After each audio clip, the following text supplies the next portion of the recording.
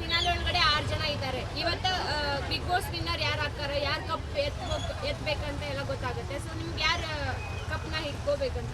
Madam ಅವರು ಗಿಲ್ಲಿಯವರು ತುಂಬ ಕಷ್ಟದಿಂದ ಬಂದವರು, ಹಳ್ಳಿಯಿಂದ ಬಂದವರು. ಅವರು ನಮ್ಮ ಕನಕಪುರ ಸೈಡವರು. ತುಂಬ ಗಿಲ್ಲಿಯವರು ತುಂಬ ಎದ್ದು ಬಂದಿರೋ ಅಂದರೆ ಗಿಲ್ಲಿಯವರೇ ಬರಬೇಕು ಅನ್ನೋದೇ ನಮ್ಮ ಆಸೆ. ಗಿಲ್ಲಿಯವ್ರ ಜೊತೆಗೆ ಇವಾಗ ರನ್ನರ್-ಅಪ್ ಯಾರು ಆಗ್ಬೇಕು?